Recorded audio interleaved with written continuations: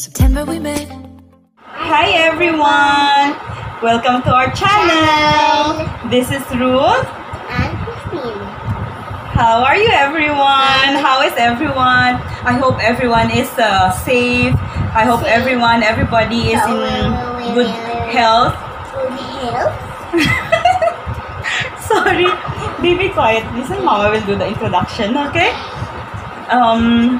So welcome again to our channel. I hope that you enjoy our previous videos, the Q&A with my husband. And as of now, actually, we don't know what will be the topic that I am going to discuss. Wow, And so cute. yeah, you're so cute. You're so cute, right? Yes. Okay, so quiet. Okay, so actually we've been here in our house now. So after 5 months of lockdown, at last we are here now. And for 3 days I haven't vlogged because we are busy cleaning the house. And there are so many dust. This is original TV. Okay, baby, wait. Come on. Lots of dust and dirt. So, but at least it's okay. We managed. There is no any major, what do you call that? Major damages in the house for 5 months that we're not here because due to rain also. And now, especially now that here in India, it's rainy season. It's the rainy season. So kulit. So musty you are. Come on. Yeah, you musty. Say hi to everyone. Hi everybody. Thank you for subscribing. Subscribing. Anyway, thank you so much for all our subscribers. We are very happy I'm being happy. because our subscribers is increasing. This is Christine. Christine is increasing. Okay, and thank you so much. And those who haven't subscribed yet, please take time to subscribe also. But then I hope that you enjoy those videos, the previous videos that we have. And yun nga, sobrang kakapagod maglinis kasi kami nga lang dalawa ng husband ko, and talagang ako lang talaga yung I mean like walang katulong, hands on talaga sa lahat and everything. Tapos meron pa siyang offline class na kailangan mong tutukan din kasi everyday yon up until Friday. But then it's okay, manageable. Medyo sumama yung pakiramdam, but then I'm okay. As we go through, I am going to insert some clips, yung papunta dito sa bahay, yung along the way, kasi actually up until now, India is still in lockdown. May mga restrictions. Actually hindi pwedeng mag-travel na may mga bata, pero so far nakalusot kami, wala namang mga checkpoints and everything. So okay naman. Kasi kailangan talaga namin makauwi na dito. Ang tagal-tagal na. Kawawa naman yung bahay namin. Pero babalik din kami siguro by Saturday. Uwi din kami dun sa kina mami. And then, papakita ko sa'yo. I'm going to insert some videos while coming here sa bahay. At ngayon sobrang maulan. Sobrang maulan. Ngayon kakastop lang. And it's actually 4 o'clock PM now, at hindi kami nakatulog na dalawa, si Javi tsaka si Joshua natulog nasa kabilang kwarto at tulog dito kami sa kwarto ng mga bata. And ayun, so since wala tayong i-discuss masyado, baby, quiet. You know what, that everyone is watching over you here? What? Yeah, so many people are watching you. Say hi to them. Hi. Hi everyone. Hi everyone. So don't make mistake. Okay, legs down. It's not good. Say sorry to them. Sorry. Come on, sit down proper.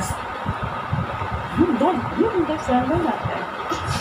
Okay, sit proper and be a good girl, okay? Where's Baba? Sleeping. Baba's sleeping. Okay. So since we don't have anything to discuss, ito na lang, i-discuss na lang natin kung bakit, ano yung mga reasons usually kung bakit tayo nagva-vlog. So like for example, sa akin, in my case, so of course, I am a new vlogger. So, ano ba talaga yung reason kung bakit gusto kong mag-vlog? Is it because of money? Is it because of popularity? Is it because yung mga kung ano-ano pang reasons. So the first reason talaga na kung bakit gusto ko mag-vlog kasi eto, matagal na ako nanonood ng mga vlogs, usually mga family vlogs. Baby, quiet please, mommy's talking. Usually family vlogs regarding interracial relationship, and sobrang nakaka-inspire sila, sobrang nakaka-inspire. They share about their life, their experiences, on how it is, you know, to be in an interracial relationship, yung mga adjustments sa isang relasyon, when it comes to religion, when it comes to anything. So sabi ko, I've been here in India for so long, and syempre may mga kaibigan ako, there are some friends na nagtatanong kung kamusta dito, kamusta ang buhay. So minsan yung isa-isa iti-text mo sila, i-chat mo sila. So syempre full-time mother ako, so wala akong time masyado to chat para sabihin yung mga updates dito. So sabi ko na lang, since everyone is doing a vlog like this, at ako rin kasi passion ko rin ever since yung gusto ko yung tawag dito, yung nagsasalita. Sabi nga ng ibang kaibigan ko, madaldal, ganun. Actually, hindi masyado. Lately na lang, siguro nung after college, nung nag-start na ako magtrabaho, that kailangan mong magsalita ng ganun. To be, parang, ibig sabihin tawag dito, you need to talk, especially pag nagtatrabaho ka na. So kailangan talaga na you need to communicate well to the people. So yun, baby, quiet please, no? You want to go down? No. Okay, just listen to mama. Okay, so yun yung passion na gusto mong magsalita, hindi lang naman sa harap ng camera, yung conversationalist ba? Gusto mong, yung kahit kami nung asawa ko, nung magkaibigan pa lang kami, masaya kami pag lagi kami nag-uusap, talagang nag-uusap lang nung magkaibigan pa lang kami. So ganun, parang hindi ka nawawala ng mga topic, mga ganung scene. So first and foremost, talagang gusto ko yung nagsasalita, pero kailangan mo syempre malaman kung ano yung pwede mo ring sabihin, di ba? So sabi ko, since I've been here for a long time in India, so gusto ko rin yung i-share yung mga experiences ko dito, kung ano yung mga nangyari sa akin, kung nahihirapan ba ako or mahirap ba mag-adjust dito. Especially nung dumating kami, 2 months pa lang siya nung dumating kami dito. So ganun. So in short, like, okay, yung passion mo, that passion that drives you, na gusto mong i-share, not just like your life experiences, but kung ano yung, kasi nasa foreign country kayo, so gusto mong i-share kung ano yung country na yon. Not because, kasi minsan yung mga perception ng ibang tao, ng ibang nationality, ng nating mga Pilipino of how India is, di ba? Baby, wait, no? So, kasi pag may passion ka sa gusto mong gawin, everything will follow. Like, okay, kung gusto, not because I want to become popular, but then popularity will follow, money will follow as well. So, ganun yun. Kasi if you don't love the things or something that you are, na ginagawa mo, wala ring mangyayari, di ba? You cannot have that popularity that you want, or that money that you want. So, ganun. Ini-imitate. Lagi niya akong ini-imitate. Are you kidding, mommy? Are you kidding? Are you kidding me? No. Okay. So, ganon. So, yun lang. Tapos, ayun lang. Lungs. And then, yung mga experience. Dito kasi, yung sa akin, yung based sa experience ko is, hindi ako masyadong nahirapan sa pag-a-adjust. Okay? Baby, please, bye. Hindi ako masyadong nahihirapan sa pag-adjust kasi first and foremost, yung asawa ko medyo westernized siya. So, like for example, aside from the fact na Catholic sila, yung Catholic faith namin is the same.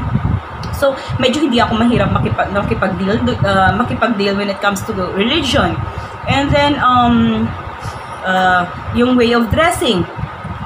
Parang hindi din mahirap sa akin kasi wala lang, normal lang yung dressing style nila. Not unlike, for example, meron kaming mga non-Catholic friends, like Hindus or Muslim. Pag let's say may mga occasions, ini-invite kami, yun, gustong-gusto ko yun kasi nagkakaroon ako ng chance na makasuot ng kanilang traditional dresses like kurta, yung mga tawag dito, yung mga sarwal, mga ganong klaseng damit, traditional dresses of an Indian, ganon. Sari, yes, nakapagsuot na rin ako ng sari during, mga weddings. At talaga dito, ang gustong-gusto ko is yung pag may mga weddings, sobrang ganda nung yung talagang sobrang ganda ng designs na kanilang venues. Tapos, sobrang bongga. Sobrang, talagang sila, talagang super, pag mayroong mga weddings, especially non-Catholic, no, not even non-Catholic, even the Catholics, because I've naka-attend na rin kami ng mga non-Catholic weddings. So, sobrang bongga talaga. Dito ko na-experience yung talagang bonggang wedding pag umattend ka. Ganon. So, ganon. So, medyo hindi ako nahirapan sa culture nila. Mga maliliit, siguro mga maliliit lang na bagay, ganon. Pero so far, thanks God, alam mo yun, nagpapasalamat rin ako sa Diyos kasi medyo talagang hindi ako nahihirapan. Sobrang salamat talaga. And when it comes to foods, I can adjust and everything. Bakit? What happened? Don't do that, baby. Everyone is... Okay, say hi to Uncle and Auntie. Say hi, Uncle. Hi, Auntie. Hi, Auntie. Hi, Didi. Ate. Hi, Ate. Hi, Kuya. Hi, Kuya. Hi, Ate. Hi, Tita. Hi, Titos. Come on, let's see. Let's see what? They will going to see you after this. Once we upload the video, they will going to see you. Okay? So come on, let Mama finish first. No, baby, come on fast. Say, Dada will shout now. Come on, just 1 minute. Say, they will going to see that you become Luna girl. No. Okay, then you're not Luna girl, right? You're Olet. Okay, so behave. Okay, then later I'll give you. Okay? Ayaw niya kasing tinatawag siyang Luna Girl. Kasi si Luna Girl, yung isa sa mga cartoons na pinanonood nila dalawa ni Joshua, siya yung villain doon. Siya yung masama. So, ayaw niyang tinatawag siyang Luna Girl. You want to be called Luna Girl? No. Why? No. You are a good girl? Yes. And you are whom? Ada. You're Olet. Okay, and Mama is? Kapoy. And Baba is? Gecko. Gecko. Okay. So, let Mama finish first, Olet. Okay? Okay. So, yun. When it comes to food, hindi rin problema sa akin kasi nakakakain ako ng mga Indian foods even before pa, since I landed up in UAE since 2007. Mahilig kami ng kumain ng pagkain, kami ng mga kapatid ko, mahilig kami ng Indian foods, kami ng tatay ko, mahilig kami, almost kami lahat sa bahay, kahit pag nagbabakasyon, meron kaming mga masala na dinadala, ganyan-ganyan. So, hindi rin mahirap sa akin ang pagkain. And one thing is, nakakapagluto ko ng Filipino foods. Everything is available here in India. Siguro, specifically here in Mumbai. So, wala kang, marami as in, may mga iba na sabi mahirap daw yung pagkain dito, hindi daw available. Siguro yung mga hindi available na nabibigyan ko ng tawag dito ng mga paraan. Let's say for example, hindi ko pa na-try gumawa ng siomai dati. Hindi ako marunong gumawa ng mga ganyan-ganyan. So, pero gusto kong matikman ng mga bata yung Filipino foods. So what I did, dahil walang siomai wrapper dito. So, I made it through scratch. Talagang scratch, ginawa ko siya. Nagkaroon ako ng wrapper, gumawa ko ng siomai. So, gustong-gusto ng mga bata. Tapos, gumawa ko ng mga sauce, ganun. And they like Filipino foods din. I mean, like, okay, nagluluto ako ng spaghetti, pasta, carbonara, mga ganun. Gustong-gusto niya talaga ng pasta. Baby, you like pasta, right? Yes. Yeah. And Mama, may you like pasta? I'll make? Yes. Okay, later. So, yun, gustong-gusto niya ng pasta, ganun. Tapos yung ibang mga bata, Kasi actually 5 yung anak namin. I mean, ganun. So, we're going to discuss that in the next topic. So, 5 sila, talagang hindi sila maselan sa pagkain. Sobrang, kahit anong lutuin ko, afritada, menudo, adobo, they will tell me like, it's Presidente, it's nice, it's tasty, ganun. So, talagang wala kaming problema. So, yun. Then, when it comes to travel, yun, nakapunta na rin ako ng mga part ng India, like North, nakapunta na rin ako ng Rajasthan, Mount Abu, Ahmedabad, then South, in Goa. I've been in Goa kasi nga, yung talagang native place ng asawa ko is from Goa. Kaso lang, dito na sila lumaki ng Bombay, ganon. Then West, dito sa Bombay, medyo marami ng mga napuntahang mga places, ganon. And talagang sa awa ng Diyos talagang, ay siguro isa lang ako sa mga lucky na Pilipina na nakapag-asawa ng Indians na talagang, yun, hindi ako masyadong namumroblema kasi kahit sa pag-alaga ng mga anak, nung sa pangalawa ko ka Joshua, hindi rin ako nahirapan, ganun. At kahit walang katulong, kahit ako mismo yung gumagawa ng lahat sa bahay, hindi mahirap sa akin. Kasi talagang na-enjoy ko siya, ganun. There are times na malungkot kasi malayo ka sa pamilya mo, but then, meron namang social media ngayon, marami naman, di ba? WhatsApp, Messenger, ganun. So, wala ding problema din. May mga times na malulungkot ka, pero mostly naman every year nakaka-uwi ako. Nito lang lately na dahil nga sa COVID, supposed to be dapat uuwi ako, pero hindi natuloy yun. Pero hopefully by next year, see you soon Philippines, ganun. So, ano pa, baby? Baby, come on, you say goodbye na to our subscribers and to our friends. Bye, friend. Come on, sit down, please. Come sit down, baby. Bye, friend. Bye, everyone. Say thank you for watching. Please enjoy Joy. and don't get bored. Don't get bored. Say okay? Give tissue to them? Okay, so yun nga, thank you so much. I hope na hindi kayo na bored sa video na to. And bye-bye. Yung hindi kayo na bored, sana may natutunan kayo kahit maliit lang. And kung meron kayong mga questions, may mga comments, ganun, you can always direct message me through Facebook or Instagram, or you can comment down below. And please, thank you so much dun sa mga nag-subscribe. Thank you so much. Maraming salamat. Talagang everyday talagang tinitignan ko yung mga subscriber ko. Ganon. At talagang kung nagre-reply ako sa mga comments, ganon. And wait no baby.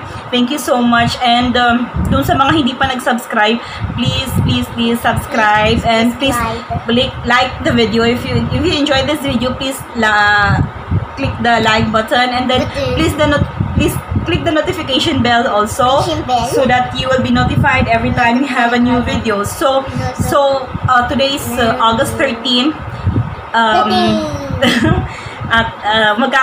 So August 15 will be India's Independence Day. So hopefully makakapag-film tayo during the flag. They have this tradition every Independence Day na meron silang flag hoisting. So in our society right now, there is going to be a flag hoisting on Saturday. So hopefully makakapag-film ako doon, and I'll be sharing it with you also. So at least makita nyo kung anong mga nangyayari, ganon. Quiet. That is Luna Girl. Okay. So thank you so much. And okay, wait. Let me see. I'll ano ko kayo dun sa dito sa bahay namin. Let me show you down. Come, you come with mama then. Come down. See, titignan natin sa baba. Nandito kasi kami sa nasa ikapitong palapag kami ng building. At dito sa society namin, merong 9 buildings. Dito kami sa ikapitong palapag, 7th floor, ganun. So titignan natin. Baby, wait, you'll get hurt. Come on, wait, come here, back. Come back, sign. There you go. Mahirap. Parang hindi nakikita. See? Hands up. Oh. So, eto siya. Yan. Yan yung parking lot sa baba. Yan yung parking lot sa baba. Yan. It's so wet. It's so wet. It's because it's raining. Again, see, magsa-start na naman yung ulan. At yung sa kabilang building, it's a different society din. Yun. Yan, mga buildings yan. Yan. Lahat lang yan.